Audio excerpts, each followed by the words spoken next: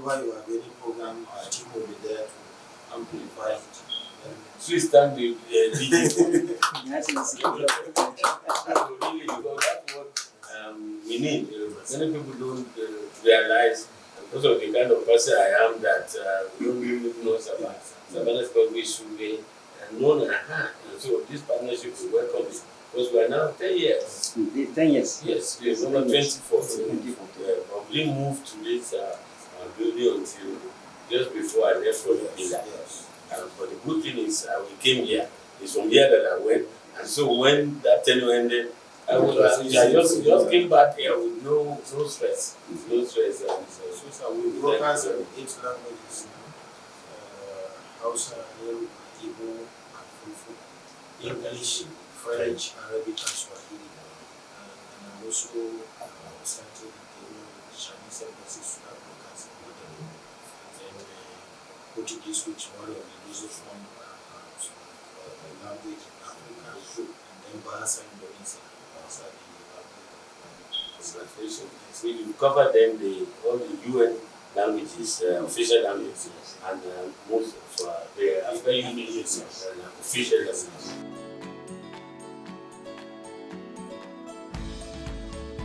Hello and welcome to another edition of In the News, a Voice of Nigeria program where we bring personalities to talk on issues that have made news headlines. My name is Godwin Oka. You can also listen to this program if you go to our website of www.von.gov.ng. Other platforms through the apps or Simple Radio, TuneIn Radio, and Radio Garden.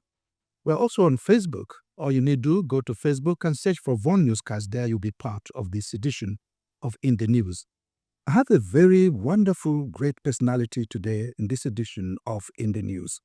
He is Professor Ibrahim Gambari, the founder Savannah Centre for Diplomacy, Democracy and Development, SCDDD. Sir, welcome to Voice of Nigeria. Thank you very much. My pleasure to be with you. He's a man that has so much, that both nationally, internationally, and the entire world. Professor Ibrahim Gambari is a man of many caps, from an academician to an astute administrator, an outstanding diplomat, to a unique politician of a sort. He is the founder of the Savannah Centre for Diplomacy, Democracy and Development, SCDDD.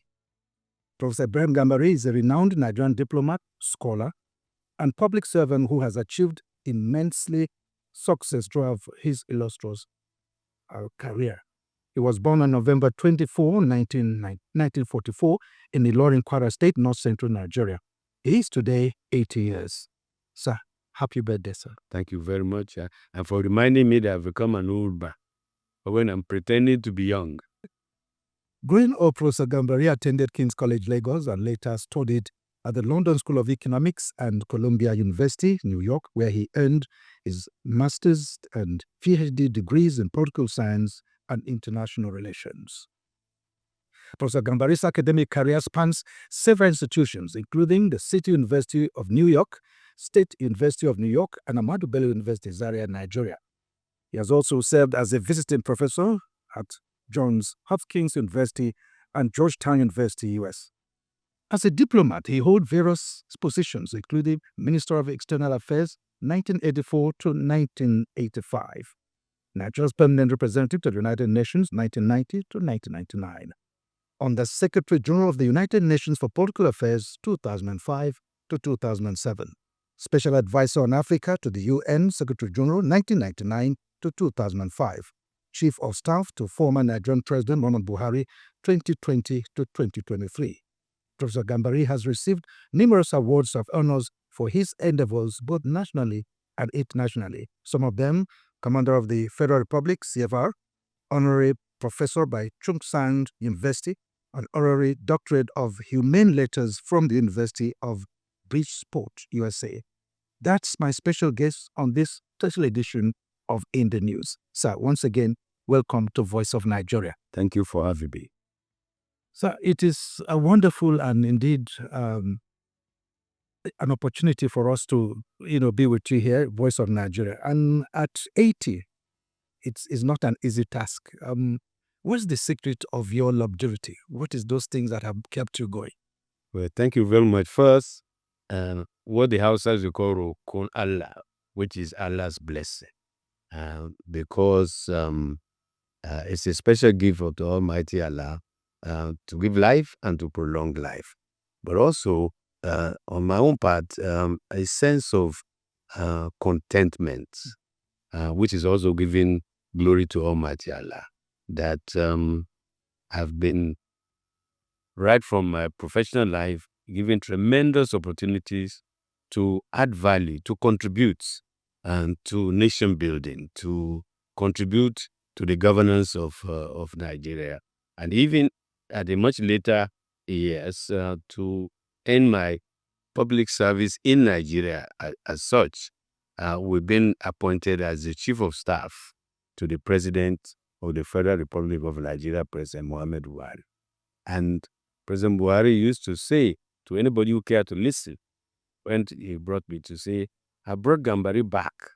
We were separated involuntarily in 1985 as a result of the change of government, but I brought him back 35 years later to come and serve and suffer with me. He used to say jokingly, in really helping to run the affairs of the state. So to whom a lot is given, a lot is expected. And so that feeling that I've been given a lot and that I continue to do my best even now to continue to serve the people of Nigeria, to be relevant to the needs of my own community, and also to ECOWAS, and of course the international community. Because not long ago, I was asked to be the head of the ECOWAS Presidential Monitoring Group for the election in Senegal. The election that went smoothly and reaffirmed the commitment of ECOWAS to promoting democracy, the rule of law, and human rights. Because if, God forbid, if Senegal had gone the other way, then the shape of ECOWAS will have been different. Will have joined the three who have opted or decided to opt out of the Economic Community of West African State. We can talk about that later, but in answer to your question, just gratitude to God, contentment, a feeling that I've actually, sometimes I say, well, I've had more than my own share of Allah's blessings to be able to contribute at various levels to the development of this country and to ECOWAS, the United Nations, and of the international community as a whole. As a benefit of hindsight, Prof, can you take us through, briefly through how life was going up in our country, Nigeria? Because we know, looking at what Nigeria was in your days compared to what it is at 80, you want to take us briefly, because we might not have all the day to, because you have so much to talk on that. No, really, let me just use based on my own experience. I was born in Ilorin, but my parents decided not to put me in a school in Ilorin because they felt, and that's very important, parental guidance, they felt that if I stayed in Ilorin, a prince, a member of the royal family, I will not concentrate on my study. I'll be playing around and playing with prince. They sent me to a village school, 2 village schools, Budesadu Junior Primary School, and what is now Moro local government, and then on to Malete Senior Primary School. I didn't get back to Ilorin until I entered secondary school. So the lessons is really here is hard work, concentration. Those were the values that was imbibed on us by our parents in our childhood, and to now look back that this same village graduate of village primary school, 2 of them, to become the first chancellor of the Kwara State University, which is located in Malete. Those are the kind of, at that time, a joyful experience. At that time, there was no distinction between the son of the Emir of Ilorin and all the other sons. We are treated as just, So that, for me, one of the things we've lost is really the ability of the young person to relate to people of different social classes and to see themselves as primarily citizens of the country. Now, in terms of physical development, however, with all what is happening in our country, a tremendous physical development has occurred between that time that I'm telling you and now. Ilorin was, at the time I was growing up in secondary school, maybe 40,000 people. Now it's over 2 million by some estimate. Now, the roads, the network, for me to go to King's College, Lagos, later on, in my growing up, it used to take a whole day to go from Ilorin to Lagos. Now, by the expressway from Ibadan to Lagos, you can see air travel was a rarity. Give you another example. The late premier of northern Nigeria, Muhammadu Buhari, used to come to visit us in our secondary school, provincial secondary school, every month, by road, and will give us uh, uh, 30 pounds and a cow. That time, 30 pounds is a lot of money, was a lot of money. But the idea was the leadership was coming, Premier of Northern Nigeria, coming to a provincial school every month to give us encouragement. So there was no gap between the leadership and the citizens, and they made also education a priority and value. So some of the things have changed along the way, not always positively, but I believe we must return to those basic values: family, education, and the bridging the gap between the leadership and the led. That has been my experience over the years. So in many ways, Nigeria is far much better in terms of infrastructure. We're still deficient in infrastructure, but when you ask me, then and now. But in terms of basic values, commitment to education, the relation of the responsibility of the leadership, I'm afraid we still need a lot to do to really achieve the success that were recorded in my early years when I was growing.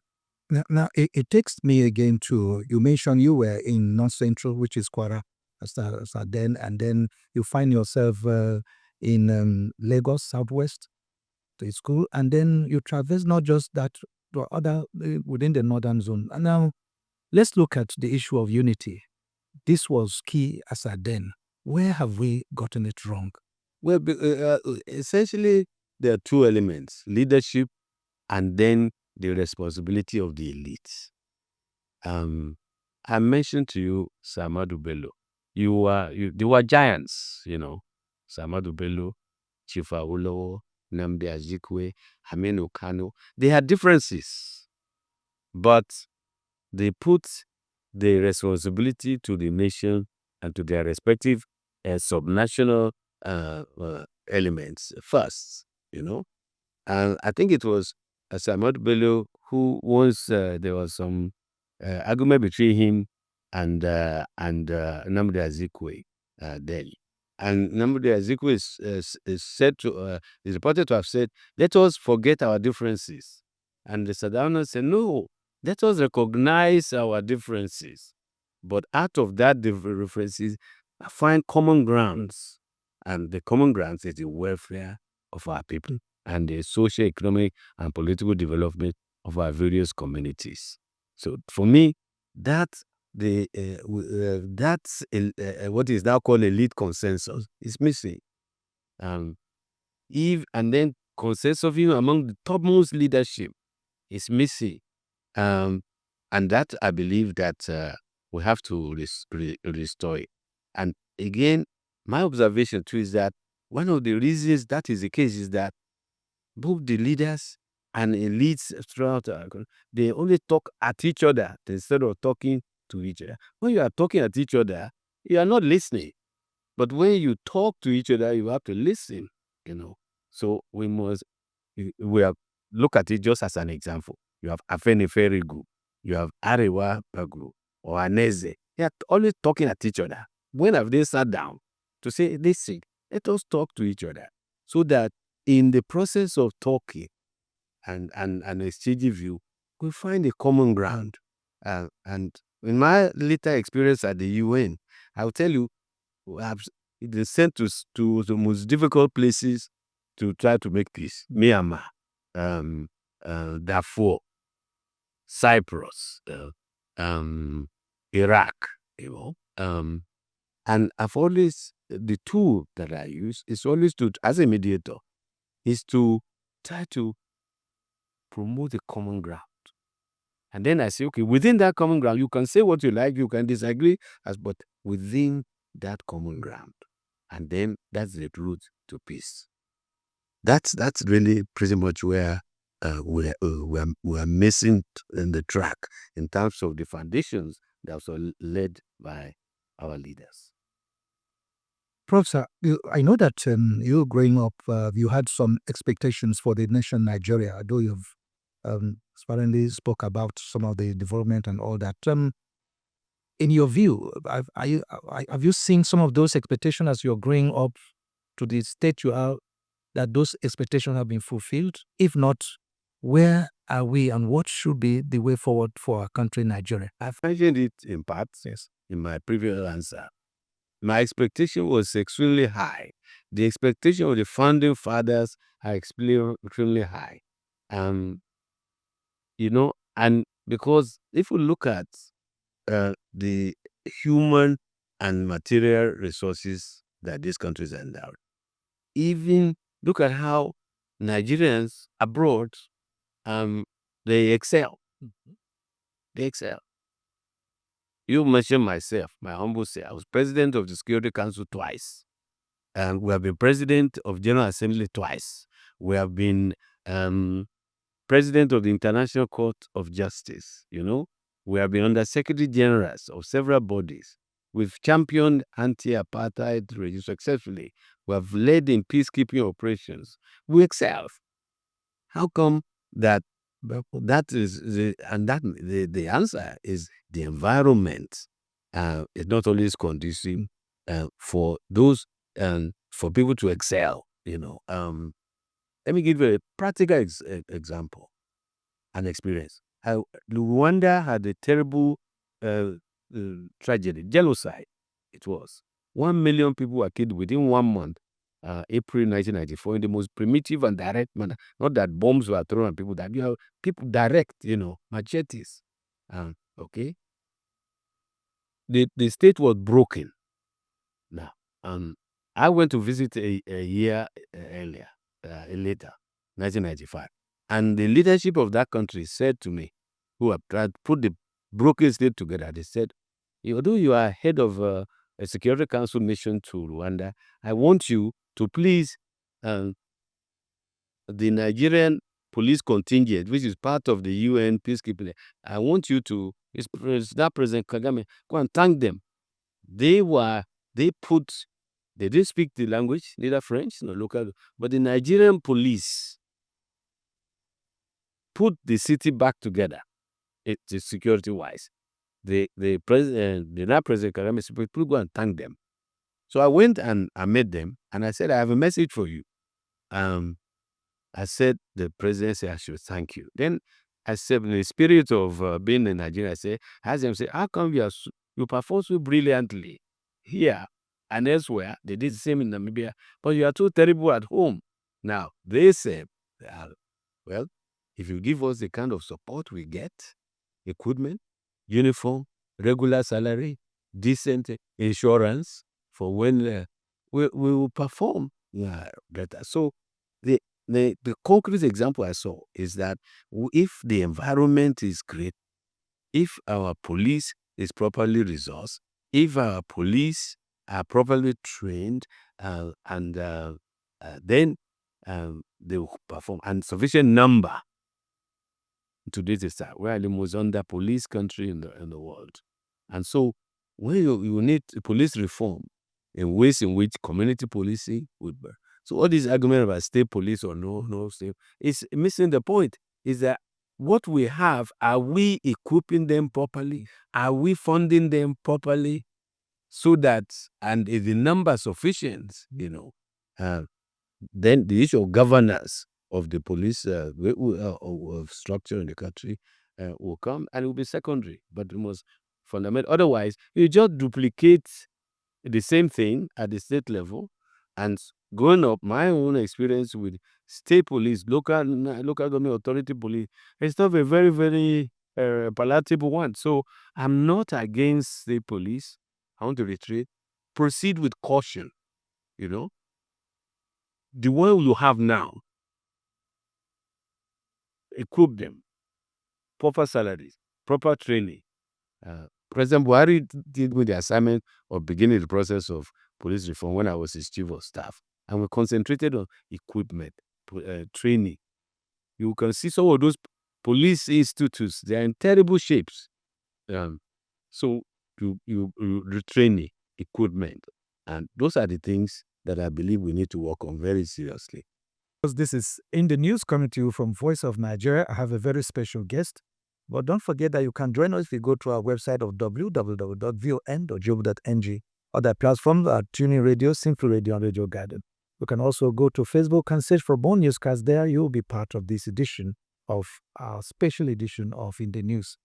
My guest remains Professor Ibrahim Gambari, the founder of Savannah Centre for Diplomacy, Democracy, and Development. So once again, welcome to Voice of Nigeria. Prof, I know that for many years, our foreign policy had always been the Africa as a centerpiece, but I know recently there's going to be there's some new innovations. The policy of the 4Ds, diplomacy through democracy, development, demography, and diaspora.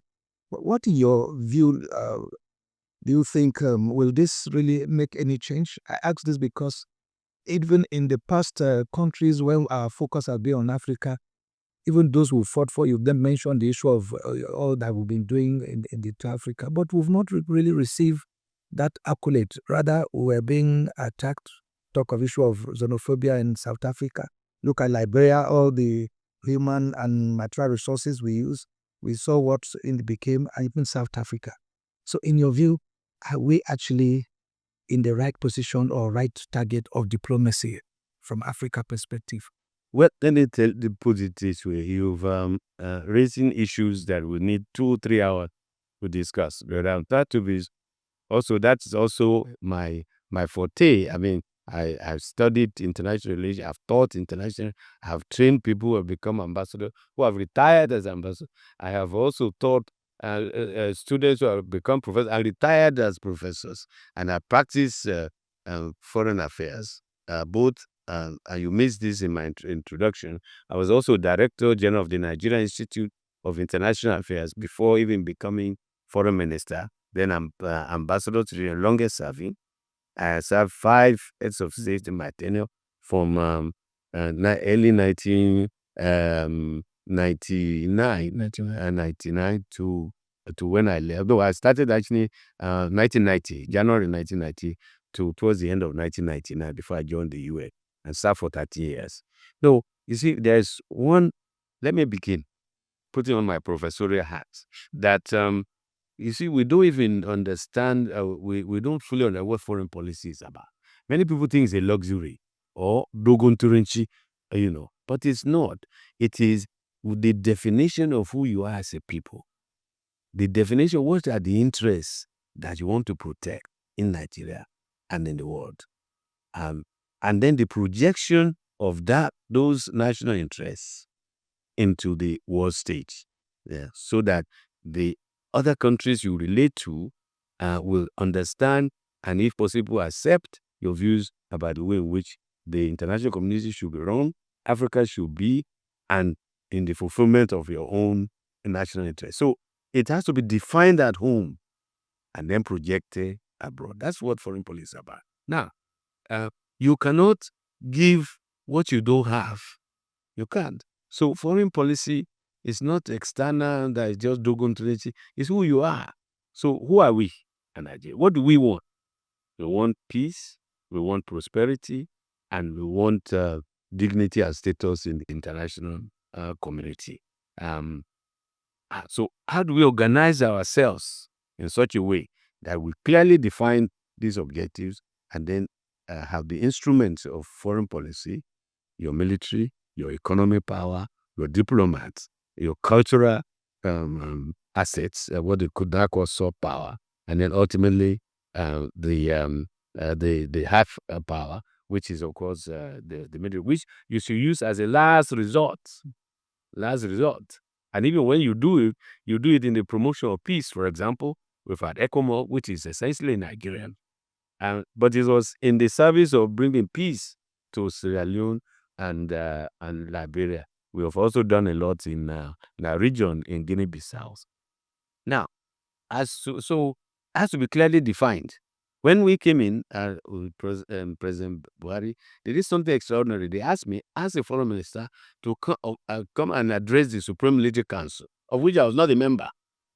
Say, okay, what should be our framework for our foreign policy? And they discussed it and approved it, the policy of concentric circle of Nigerian foreign policy, which means the core is the promotion of Nigeria's national interests, peace, prosperity, peace, and status in the world. And then in pursuit of that, our first outer circle should be our neighboring country, then ECOWAS, then Africa, then the rest of the world. So it's not that Africa is the centerpiece of Nigerian foreign policy, but Nigeria is the centerpiece of Nigerian foreign policies. All other territories are outer circles. So how do we project our foreign policy, way in which we will try to manipulate the external environment to serve what is ours? Now, people ask rightly, and you articulated it, how come those countries that we assisted, we don't get credit? You see, we were not doing that for them. We are doing that for us, you see. So it's up to us to then say, so project it such that when we do these things, it's to reinforce our own foreign policy and to also do so in such a way that those countries will fall in line in terms of, but not to wait for them to reward us for what we say our basic national interests. That's it, because it's also status. By doing what we've done, we've raised our status. How come? It's not by accident. I was chairman of the U.S. Special Committee on Peacekeeping Operations for 9 years. And before me, there were some ambassadors who also chaired it. And I think after me, we were also chairman of the Committee Against Apartheid for 25 years, So that has, what we do has raised our profile so that we can use those status to then achieve some other objectives that we want from the international systems. That's the way I see it. And by the way, the current policy of the 4Ds, there's nothing wrong with it. Every administration tried to put a stamp on or a focus, but I will argue that it must also be clearly understood, what is this 4D? Has it also been properly discussed in the Federal Executive Council? Has it been by all the stakeholders in foreign policy? So they must understand it. Because how do you project something that is not properly understood? Yeah, it's very, very important, not just for our diplomats, but because a successful foreign policy is that is backed by the stakeholders and the entire constituencies, which is Nigeria. So because of the what information I'm getting, I'm tempted to spread this edition to 2 editions because so much read. As a diplomat, you had always advocated for the political and economic growth of Africa. In the 21st century, Africa is still struggling in that sector. I mean, what in your view, what is actually the problem of Africa not living the state in which, for instance, we were a third world country like China, but today China has left us? In your view, sir? Because first of all, we've experienced so many things negative. Look at what Africa has gone through: slavery. They remove. I would say they remove because we're also participating in the process. The most talented, the strong, labor force and active participant in the building of our nation exported. Then we're colonialism. If luckily for us in Nigeria, for example, lasted just about, I would say, 100 years, maximum, 1860 to 1960. But in the case of some countries in Africa, like Angola, Mozambique, hundreds of years. So a continent that has suffered from slavery, colonialism, apartheid, part of Africa, and even you might say neo-colonialism afterwards, and then thrust into the international system, which has become, even much more complicated and more competitive. It is very difficult. Many of us became independent in the 60s. And the international system has been organized in our absence. The United Nations was formed in 1945. How many? I think 3 African countries: Liberia, Ethiopia, were you might say Egypt, were among the initial members. So the rules, the composition of the Security Council were pretty much absent. Secondly, the international financial institutions were also constructed in our absence. So we have a lot of catching up to do. But having said that, the leadership in our continent has needed to have improved, because you have somebody like Lee Kuan Yew, who first was a small country, Singapore, but he transformed it from a third world country into a first world in his lifetime. And China was essentially a third world country by 1940 in 1945. But look at what is. So leadership is key, creating conditions to promote development. Then we've had crisis and conflict after the end of Cold War, which has also sapped our energy. But we are moving. We're moving. We now have an economic community of West African states, other regional economic communities. We are the African Continental Free Trade areas. We have an African Union that is unique in the world. And we are now really focusing on economics rather than political matters only.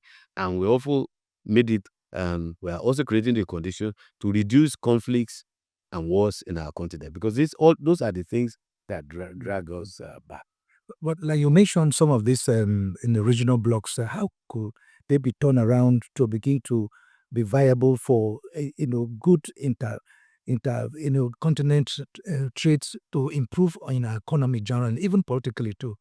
No, it's because they are the pillars. But if we don't strengthen those economic communities as pillars for an eventual African economic community that works and delivers, then we'll be left behind. Now, again, leadership is key. Better management of the resources is key.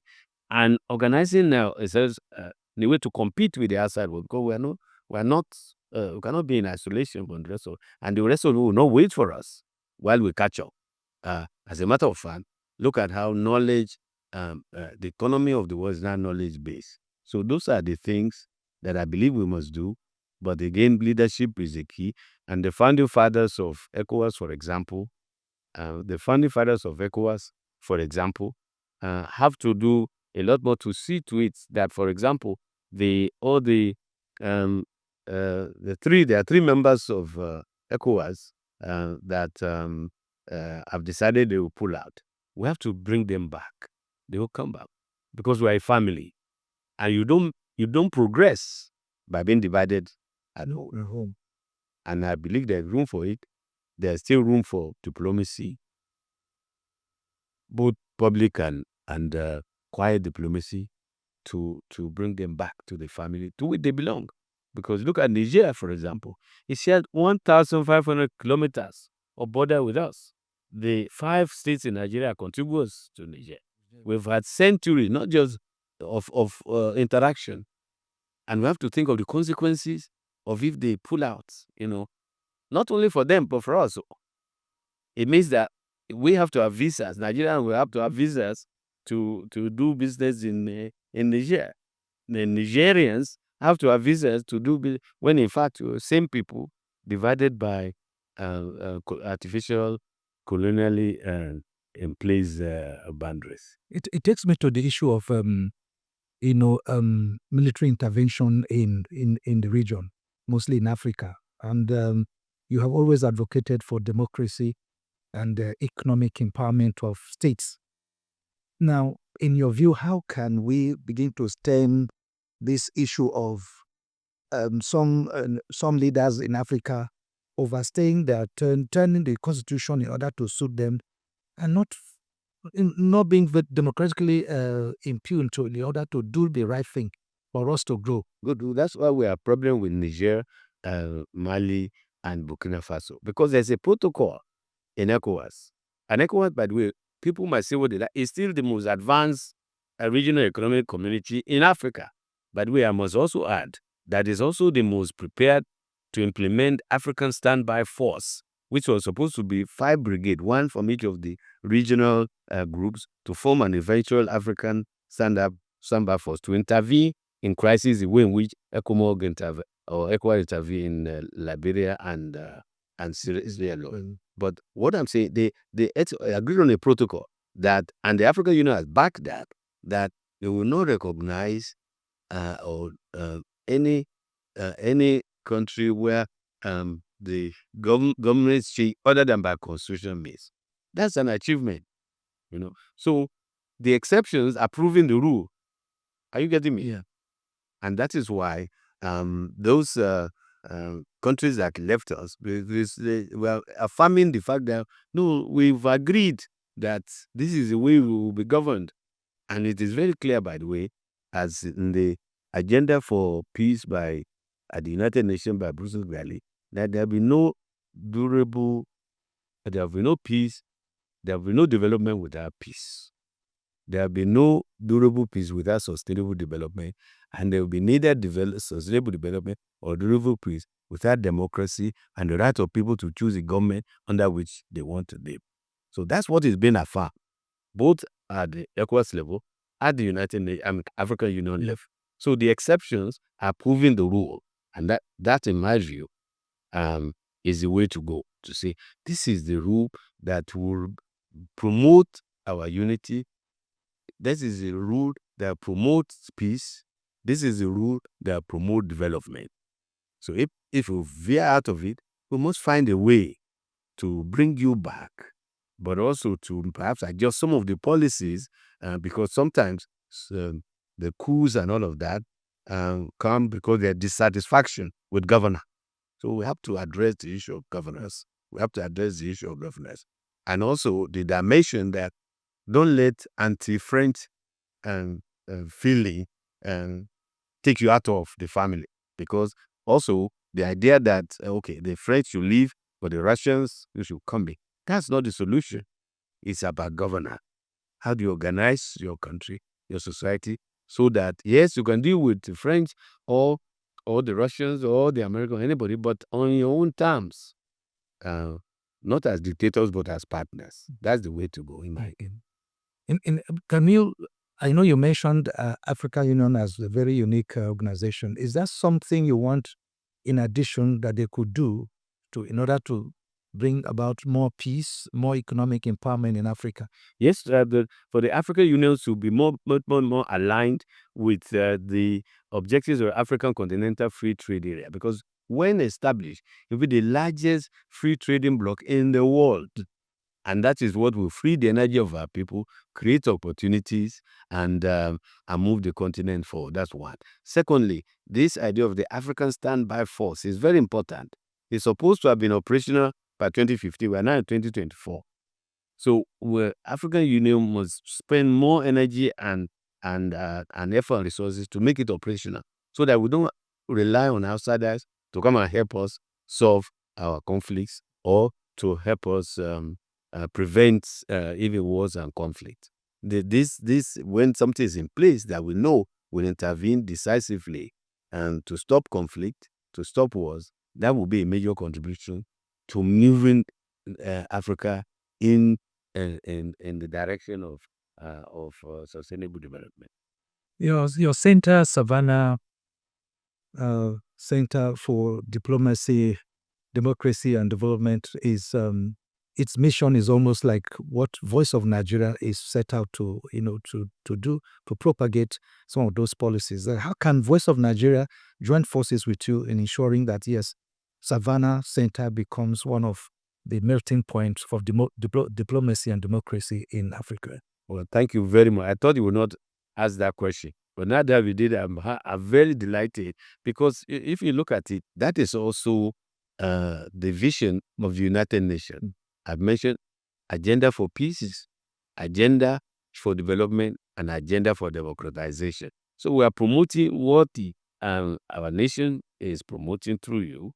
We are projecting what the United Nations would like for all its member states, of which Africa is the largest single block of nations in the United Nations. But I must confess that we have not been doing good, not enough, to promote ourselves. We've been acting more. We were very active in promoting a peaceful, credible election in Nigeria, 2015 presidential election, 2019. We are working with local and state governments to promote good governance. And we have also even partnered with the African Union and others in promoting an Africa that is peaceful, prosperous, and stable. Because that's the only way we can position ourselves to be competitive in a world that is becoming very competitive and also dangerous. With the war in Ukraine, the war in Gaza and the Middle East, Lebanon, the war in Sudan, which is almost forgotten. So really, there's room to collaborate. And we look forward to actually signing an MOU with the Voice of Nigeria, so that we can be each other's voices in the promotion of a very peaceful, united, prosperous Nigeria. So as we're winding down, what will your message for Nigerians, especially on your 80th birthday? We're not just Nigerian, you're an international man, Africa and the rest of the world. Well, really, it's a life dedicated to promotion of good governance for unity, peace, and prosperity of our people. And all of us have a responsibility to do that. Let's not just say that, oh, that's the business of Buhari to solve Nigeria's problem. That's the business of Tinubu to say. It doesn't work that way. They should provide the leadership, but the elites and the stakeholders must do their bit. You see, I think there's a tendency that I have seen over the year that we expect somebody else to fix our problems. We absolve ourselves of any responsibility. That's why we're trying to go let the military take over, or let somebody else take over. All of us are stakeholders in this country, and I feel that there's a responsibility, primarily as well by the leadership, but also those who have benefited the most from what this country has to offer. And there are lots of them. But among them are those who are least committed to the stability and progress of this country. It's like as if they want to thrive in chaos and confusion. No, but there's enough for all of us in this country. And what we need to do is all those who have benefited the most to also join with the leadership to move this country forward, to see that we have a political system that works for the people. Our political parties have to be reformed. The electoral system has to be reformed. And the priorities of governance has to be better governance acts. Not only we look at the federal government, but state government, local governments. So all of us have a role to play, so that together as a united people, we can move in the area of stability and prosperity. And I want to say one last word. By the year 2050, by UN statistics, Nigeria will be the third or fourth the most populous country in the world. We're already the most populous. That's the positive thing, is that concentration of people, if we maintain our unity, which we must keep the country, nobody can ignore us, whether we're a permanent member of this guild or not. You can't ignore the third or fourth most populous country in the world. You want to do business with them. You want to make sure that they are at peace, because if, God forbid, anything happens to them, the consequences will be tremendous. That's the plus. But the other challenge is that then we have to plan for, commit ourselves to peace and prosperity. Because otherwise, where will these people live? How would they eat? Food security. How about schools, education? How about health? How about transportation? How about power? That will have to be the commitment of all of us. Prof, what will you want to be remembered for? That people will say, well, he was a good man, and that he touched the lives of many positively. That's all. Thank you. It's here we'll come to the end of this edition of very informative edition, special edition for that matter of In the News. I've been with the man of many caps, like I did introduce him, and he's been able to take us through so many information both nationally and internationally. Once again, he's been Professor Ibrahim Gambari, the founder, Savannah Centre for Diplomacy, Democracy and Development. Sir, thank you, sir, for being with us on Voice of Nigeria. It's a pleasure, and we have to do this again as many times as possible, and I'll support you because you are the voice of Nigeria. You are our voice, not only to the world, but to us. Thank you very much. Thank you very much. And as here we'll come to the end of this edition of In the News.